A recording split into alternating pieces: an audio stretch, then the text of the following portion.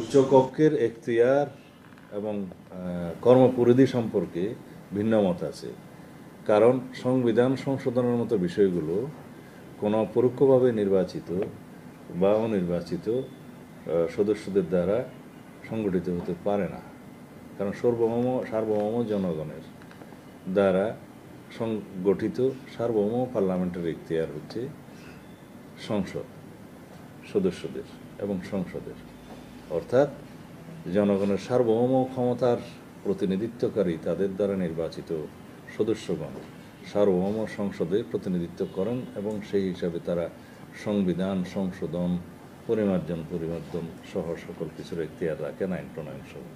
এই এখতিয়ার কোনো নির্বাচিত বডির বা পরিষদের কখনো থাকে না।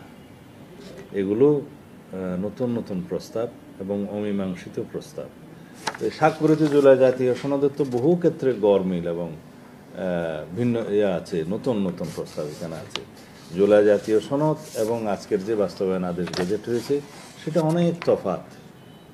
এখানে অনেকগুলো নতুন প্রস্তাব আছে। সনদে যেগুলো এগ্রিড হয়েছে সেগুলো পুরোপুরি নাই, সেইভাবে নাই। তো সুতরাং কিসের উপরে গণভোটের প্রশ্ন হচ্ছে সেই বিষয়টা অবশ্যই বিতর্কিত। প্রস্তাব করছেন গণভোটের দিন এই 4টি বিষয়ের উপরে একটি মাত্র প্রশ্নে আপনি হ্যাঁ বা না ভোট দিবেন। তার মানে এটা একটা লিডিং কোয়েশ্চেন, জবরদস্তিমূলক জনগণকে বলতে বলা হচ্ছে যে এগুলো তো হয় আপনি হ্যাঁ বলবেন অথবা না বলবেন। কোনটা? যেমন আপার হাউস সংসদ ভোটারদের প্রাপ্ত ভোটের অনুপাতে হবে, সেই বিষয়টা তো এখানে জবরদস্তি করা হলো যে আপনি হয় পুরো হ্যাঁ বলবেন অথবা না বলবেন। এখানে কোন দফাওয়ারি হ্যাঁ না বলার কোনো বিষয় নাই। আর আমাদেরকে মনে রাখতে হবে জুলাই জাতীয় সনদ যেভাবে গৃহীত হয়েছে, প্রণীত হয়েছে, রচিত হয়েছে, স্বাক্ষরিত হয়েছে, সেইভাবেই বাস্তবায়নের জন্য আমরা অঙ্গীকারাবদ্ধ হয়েছি, আমরা স্বাক্ষর করেছি।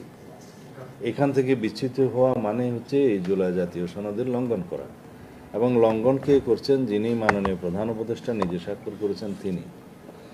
আমরা গত কয়েকদিন আগেও আমাদের দলের অবস্থান প্রেস ব্রিফিংয়ের মাধ্যমে জানিয়েছি যে স্বাক্ষরিত জুলাই জাতীয় সনদের বাইরের কোনো বিষয় যদি আরোপ করা হয় তার সাথে আমরা একমত হব না, এবং রাজনৈতিক স্বাক্ষরের অংশগ্রহণকারী রাজনৈতিক দলগুলো প্রতি সেটা কোনো বাধ্যবাধকতা সৃষ্টি করবে না।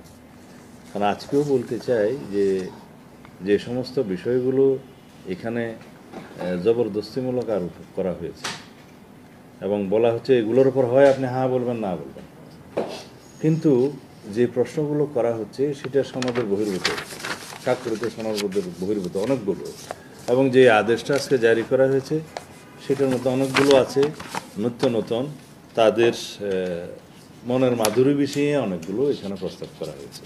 হয়তো এখানে কোনো কোনো পক্ষ খুশি হতে পারে, কিন্তু কথা হচ্ছে আমরা রাষ্ট্রের মধ্যে একটা ঐক্য সৃষ্টির পরিবর্তে কি অনৈক্য সৃষ্টি করতে যাচ্ছি?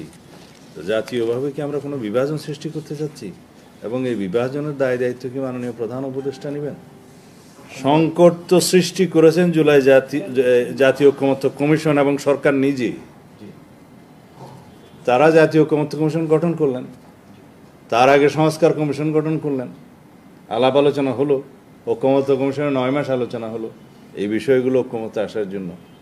তারপরে জাতীয় সনদ রচিত হলো, প্রণীত হলো, স্বাক্ষরিত হলো, তার বাইরে কেন যাবেন? আমাদের বক্তব্য তো এখানে। তো সংকট তো শুরু করেছেন সুপারিশ প্রদানের মধ্য দিয়ে, ঐকমত্য কমিশনের সুপারিশ প্রদানের মধ্য দিয়ে সরকারের কাছে, এবং সেই ঐকমত্য কমিশনের সভাপতি হিসেবে মাননীয় প্রধান উপদেষ্টা নিজেই স্বাক্ষর করেছেন। তিনি তার কাছেই নিজে নিজে সুপারিশ করেছেন। বিষয়টা অনেকটা এরকম।